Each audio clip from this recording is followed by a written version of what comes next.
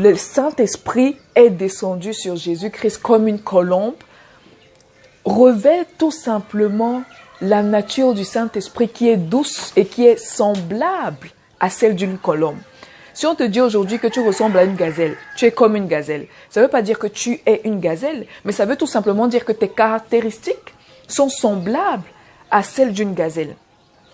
Donc le Saint-Esprit est d'une nature douce, semblable à celle d'une colombe, mais ça ne fait pas de lui une colombe, ou bien le feu, ou bien le vent. Le Saint... Shalom, bonjour, bienvenue sur Cini TV. Je suis Lucie Hélès pour tous ceux-là qui viennent à peine d'entrer en contact avec nous. Le numéro de la chaîne est enfin disponible, le numéro WhatsApp, il va s'afficher là en bas de vos écrans. Pour tous ceux-là qui veulent entrer en contact avec nous, nous écrire, qui ont des requêtes, des suggestions, qui voudraient qu'on prie avec eux, pour eux, le numéro de la chaîne est disponible pour tout le monde. Alors aujourd'hui, j'aimerais te parler d'une personne qui est pour moi la personne la plus importante. C'est un conseiller, c'est une aide, il est tout en un. Il est vraiment tout en un. Et la plupart des gens que je rencontre, et beaucoup de personnes d'ailleurs, pensent que la connaissance des choses de l'esprit concerne uniquement les choses spirituelles. Et que Dieu nous a un peu comme jetés sur terre et qu'il nous a dit, bon, allez vous débrouiller, moi je reste au ciel. Et de temps en temps, je vais passer voir si tout va bien. Une façon de dire que je médite la prière. Oui, je prie. Oui, je vais à l'église. Mais en ce qui s'agit de la vie sociale, de ma vie quotidienne de tous les jours, ça ne concerne pas Dieu. Ça concerne que moi. Donc, j'écoute les enseignements quand j'ai un peu de temps. Mais j'ai ma vie, j'ai mes relations, j'ai mon comportement, j'ai mes attitudes. Donc, pardon, Dieu n'a pas la charge. Ce n'est pas la charge de Dieu, c'est ma responsabilité. Et je sais que beaucoup d'entre vous se sont déjà dit, j'ai pas envie d'embêter Dieu. Il a beaucoup d'enfants, j'ai pas envie d'embêter Dieu. Pourtant, ce que tu devrais savoir, c'est que Jésus-Christ nous a donné une aide. Il nous a fait don d'une aide, d'une personne. Et il n'est pas là seulement pour nous guider, pour nous conseiller ou bien pour nous révéler des mystères. Mais il est également là pour nous guider dans la marche, dans notre marche quotidienne de tous les jours. Il est là pour nous conseiller, pour être avec nous, pour être près de nous, pour être en nous tous les jours. Aujourd'hui, donc, je te parle de la merveilleuse personne du Saint-Esprit. Il est vraiment merveilleux. Et je ne saurais commencer sans m'appuyer sur les Saintes Écritures. Donc, je t'invite donc à ouvrir ta Bible avec moi dans l'Évangile de Jean, chapitre 14, du verset 16 au verset 17. Alors, Jean, chapitre 14, verset 16, verset 17. « Et moi, je prierai le Père, et il vous donnera un autre consolateur, afin qu'il demeure éternellement avec vous, l'Esprit de vérité, que le monde ne peut recevoir, parce qu'il ne le voit point et ne le connaît point. Mais vous, vous le connaissez, car il demeure en vous et il sera en vous. » Donc vous devez savoir, avant que le Saint-Esprit ne vienne, Jésus-Christ était le consolateur. Donc quand il dit « je vous enverrai un autre consolateur », il n'est pas en train de dire « je vous enverrai quelqu'un d'autre différent de moi ». Non, il est en train de dire « je vous enverrai un autre consolateur, mais exactement comme moi, allos parakletos, exactement comme moi, de la même nature, d'une même essence ». Donc il ne parle donc pas de différent, d'une autre personne. Il n'est pas en train de parler d'une autre personne. Et dans le ministère terrestre de Jésus-Christ, le Saint-Esprit n'habitait pas encore en l'homme. Le Saint-Esprit n'habitait pas encore en l'homme. Voilà pourquoi beaucoup de gens se déportaient de partout pour suivre Jésus, parce que en Jésus-Christ se trouvait l'Esprit de Dieu. Il portait en lui la présence de Dieu. Et Jésus-Christ nous a donné le même esprit qu'il avait, il nous a donné comme un don en nous. Et le même esprit qui faisait en sorte qu'il puisse faire des miracles, qu'il puisse ressusciter les morts, qu'il puisse guérir les malades. C'est ce même esprit dont il nous a fait don. Le même esprit qu'il a formé, c'est ce même esprit dont il nous a fait don. Est-ce que tu peux imaginer la glorieuse présence du Saint-Esprit en toi? beaucoup, généralement, on recherche des miracles, on recherche des conseillers ailleurs, on recherche plein de choses à l'extérieur, sans prendre conscience de la merveilleuse personne du Saint-Esprit qui est en nous. C'est le même Saint-Esprit qui était en Jésus-Christ. C'est pas un autre. C'est le même Saint-Esprit qui habite en nous aujourd'hui. C'est le même. Gloire soit rendue au Père. Donc, beaucoup se disent que le Saint-Esprit encore est une force, qu'il agit seulement pour les miracles. On lui prête l'image d'une colombe, du feu, du vent, beaucoup d'autres choses. On lui prête l'image de beaucoup d'autres choses.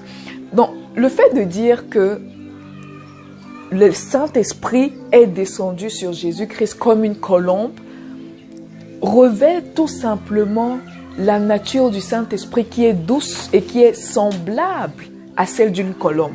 Si on te dit aujourd'hui que tu ressembles à une gazelle, tu es comme une gazelle, ça ne veut pas dire que tu es une gazelle, mais ça veut tout simplement dire que tes caractéristiques sont semblables à celles d'une gazelle. Donc le Saint-Esprit est d'une nature douce, semblable à celle d'une colombe, mais ça ne fait pas de lui une colombe, ou bien le feu, ou bien le vent. Le Saint-Esprit est une personne. Le Saint-Esprit est une personne avec qui on entre en relation. Certes, il n'a pas de corps, mais nous sommes devenus sa demeure, nous sommes devenus son habitation. Il a fait de nos corps son habitation, tel que les Écritures le disent. Nous sommes le temple du Saint-Esprit. Et il n'est pas juste en nous pour nous guider, mais il a un rôle à jouer dans la vie du croyant. Il a un rôle à jouer dans nos vies, tout comme il a eu un rôle à jouer dans la vie de Jésus-Christ. Il est venu rendre la présence de Dieu effective en nous. Cette paix que tu ressens souvent à l'intérieur de toi, cette joie, cette harmonie, ce calme, c'est le Saint-Esprit qui te communique la vie de Dieu à l'intérieur de toi. Il rend la présence de Dieu réelle. Et sans lui, tu dois comprendre que tu ne peux pas servir Dieu. Sans lui, tu ne peux pas servir Dieu ou comprendre les enseignements ou avoir des révélations. Ça ne dépend pas des diplômes que tu as, des diplômes tes diplômes ou bien les diplômes de théologie et tout. Ça te permettra juste de comprendre. Mais pour que tu puisses entrer dans une révélation, c'est le Saint-Esprit qui te donne accès à la révélation. Il a fait de la parole de Dieu une personne. Il l'a rendue vivante. Donc, je ne sais pas tout ce qui est mort en toi. Je ne sais pas tout ce qui est en train de mourir à l'intérieur de toi. Mais tu dois comprendre une chose. Le Saint-Esprit est en toi. Il est vivant en toi et il vit en toi. Et il rendra la vie à tout ce qui est en train de mourir dans ton corps ou bien dans ta vie. Il rendra la vie à ton corps. Une fois donc que tu réalises et que tu prends acte de sa merveilleuse présence en toi, même prier ne sera plus une simple forme. Aller à l'église ne sera plus une obligation religieuse. Tu vas commencer à expérimenter la réalité de Dieu en toi. Et sans lui, parce que sans lui, tout ce que tu feras n'aura pas de vie. C'est lui qui met en toi le désir d'être dans la présence de Dieu continuellement et quotidiennement. L'envie d'écouter les enseignements, l'envie de comprendre ces enseignements. C'est lui qui ouvre ton cœur afin que tu puisses comprendre les enseignements.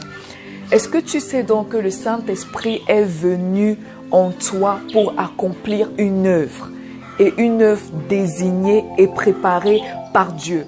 Malheureusement, beaucoup de personnes se disent que moi je n'ai rien à faire sur terre. Je prie, je vais à l'église, bon, et pour moi ça s'arrête là. Non, nous sommes le corps du Christ. Et chaque particule d'un corps a un rôle à jouer dans ce corps.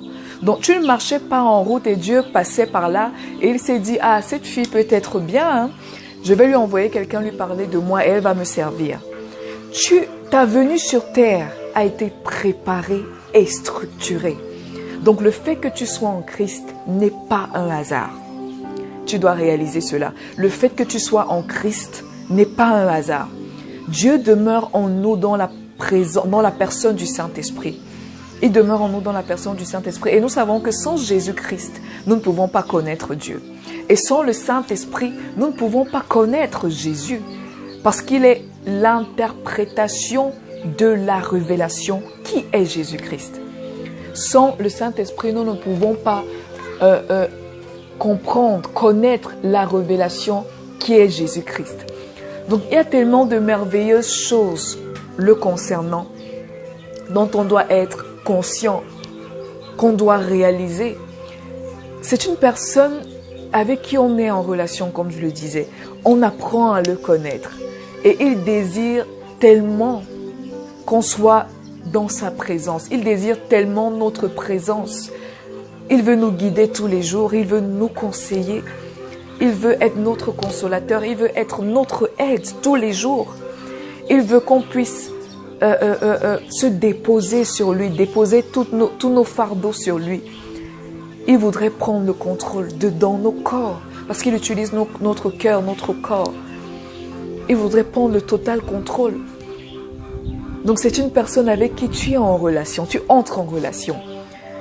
Il fait de notre vie un jardin où il cultive toutes bonnes choses.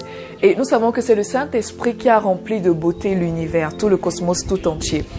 C'est tellement magnifique, concis et précis. C'est-à-dire qu'il n'y a pas quelque chose qui dépasse une autre chose. C'est tellement beau. Mais on n'y trouve pas sa plénitude. Dans l'univers, Dieu n'habite pas dans l'univers. On n'y trouve pas sa plénitude. Parce qu'il a fait de nous son habitat, sa demeure. Et il n'est pas en nous de manière partielle ou temporaire. Il est pleinement en nous et éternellement en nous. Donc, s'il a pu rendre l'univers beau, extraordinaire, dans lequel il ne vit pas, il n'y habite pas, à plus forte raison, toi, en qui il vit. Il fait de ta vie un paradis, de ton corps un paradis. Il apporte une différence, il apporte de la saveur. Imagine le Saint-Esprit qui a rendu toute cette terre, tout cet univers merveilleux, qui habite en toi.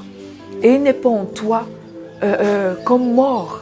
Il est bel et bien vivant en toi, il agit en toi. Imagine combien de fois ta vie peut être merveilleuse au moment auquel tu réaliseras sa présence.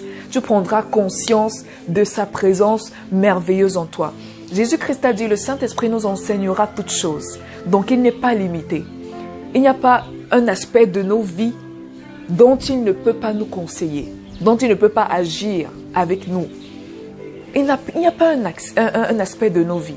Quel que soit ce qu'on veut faire, que ce soit dans le mariage, être parent, notre éducation, l'éducation de nos parents, être de bons parents, de bonnes épouses, de bons maris, le Saint-Esprit n'est pas limité. Il nous enseigne toutes choses, même dans nos business, même à l'école. Il nous enseigne toutes choses. Il nous enseigne toutes choses, il n'est pas limité. Donc nous devons prendre acte, nous devons prendre conscience de sa présence effective en nous. Il est tellement merveilleux. Sa présence en toi affecte tous les aspects de ta vie. Ça affecte ton corps, ton comportement, tes attitudes, journalièrement. Une fois que tu prends conscience de cette merveilleuse présence. Donc je t'invite à réaliser sa divine présence en toi. Je t'invite à le laisser être ton conseiller, ton consolateur, ton aide au quotidien. Je prie donc que tu prennes conscience de cette présence en toi, de la merveilleuse présence du Saint-Esprit en toi, et que le Père te fasse expérimenter sa paix, sa joie, son amour par le Saint-Esprit qui habite en toi, qu'il te guide et te prépare pour le merveilleux plan que Dieu a pour toi. Demeure béni, reste dans cette conscience et je suis sûre que chaque jour tu expérimenteras de nouvelles choses avec lui. Reste béni, car Shalom.